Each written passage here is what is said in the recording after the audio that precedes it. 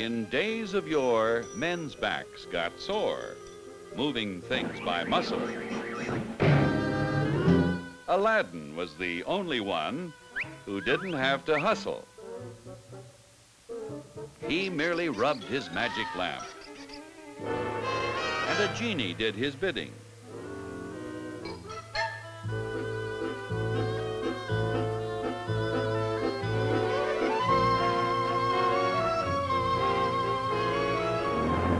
Today, a genie helps us all. He moves our goods around, propels us swiftly through the skies, and works upon the ground. The way we use our genie's powers keeps him on the jump. Our genie comes not from a lamp, but from a gasoline pump. Hi there. I'm your modern genie. Gasoline, always at your service. People have been relying on me for some time now, but for thousands of years, I was hidden in oil deposits that were locked beneath the surface of the earth. There I was, waiting to provide the energy man needed to make life easier for himself.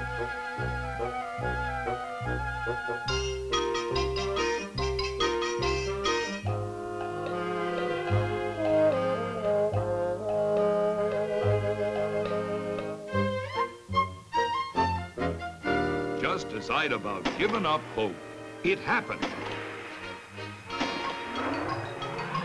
I thought I was on my way when man drilled his first oil well at Titusville, Pennsylvania on August 27, 1859, and extracted petroleum from the earth with me in it. But when man distilled the crude oil and gasoline came out, he didn't even know I was there. It was kerosene he wanted.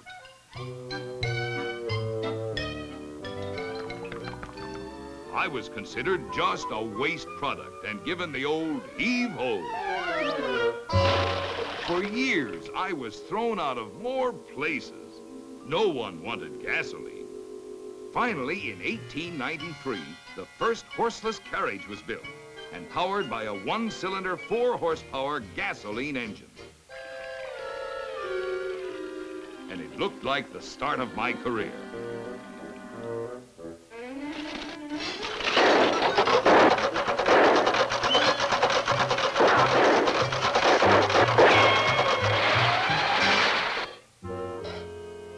Some start. Bicycles left me in the dust, and horses gave me the old... In 1896, there were only 4 automobiles operating in the whole country. By 1898, 800 autos were on the roads.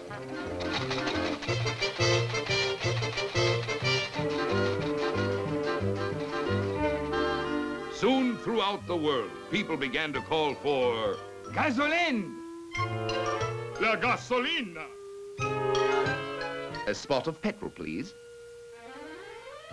Drilling rigs began to pop up all over the country.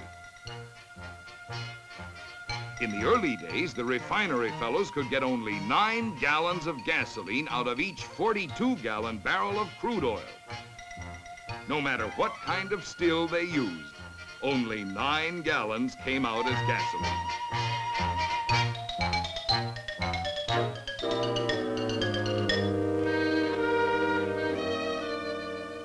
Then, in 1913, the cracking process was developed, which doubled gasoline production and produced a better grade fuel out of each barrel of oil. With better gasoline available, more and more people started traveling by automobile each year. Oil companies built more refineries to compete for the growing business and increased their research efforts. Research workers knew that engines couldn't improve until they could produce better gasoline. They said I was too noisy.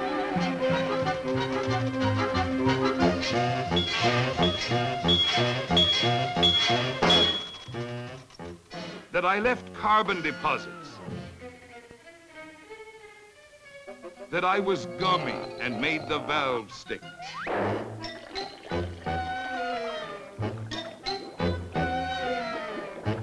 So the research fellows began to improve my performance.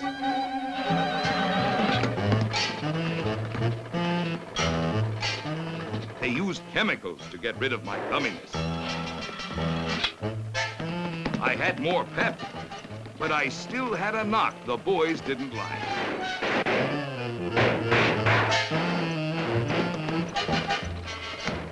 But finally, the scientists discovered an anti-knock additive.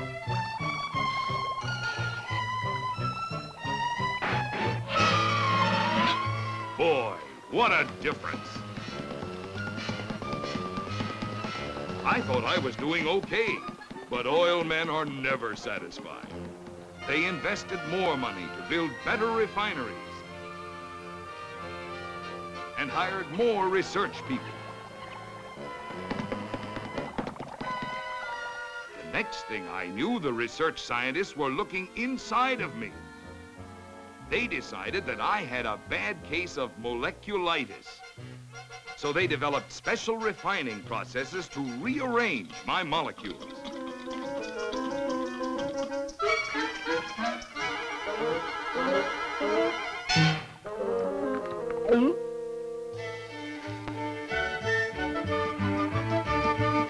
They combined small molecules by polymerization.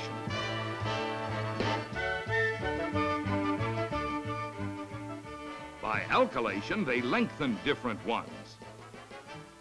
My long, noisy molecules were changed into compact, quiet ones by reforming. Wow! This treatment did it. What smoothness. What power.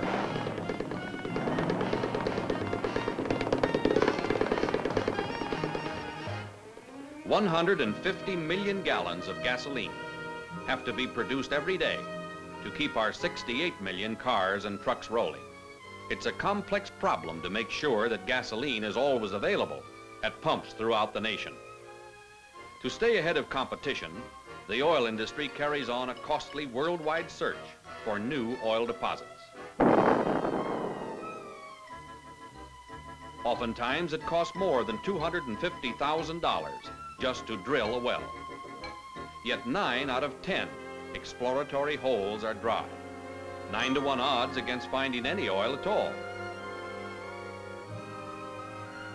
It takes billions of dollars to finance the major oil field operations that supply hundreds of separate refining companies that compete to produce better gasoline at a lower price.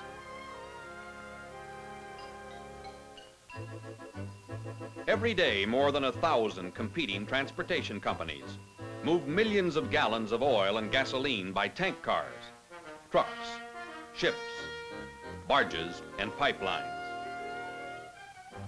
And hundreds of separate oil companies constantly compete to supply their products to about 200,000 independently owned or operated rival service stations. Today's gasoline is a complex, tailor-made fuel which is blended for all kinds of driving conditions. It ensures fast engine starts in cold weather. It protects against vapor lock in extreme heat.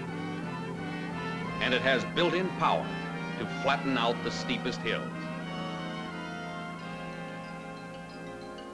Our gasoline friend provides the energy for a lot of different jobs. By spinning the crankshaft, his energy makes the car go and operates the automatic transmission. His energy operates the fuel pump, oil pump, and water pump, and keeps the fan turning to cool the motor. His energy generates electricity, operates power brakes, power steering, power windows, heats the car in winter, and cools it in the summer. His energy adjusts the power seats, lights the driver's cigarette, and keeps the radio playing. When you consider the power and pleasure that gasoline provides, the many jobs that it does in the modern automobile, it's safe to say that the customer gets a lot of value in a gallon of gasoline when he goes into a service station and says, "Fill her up."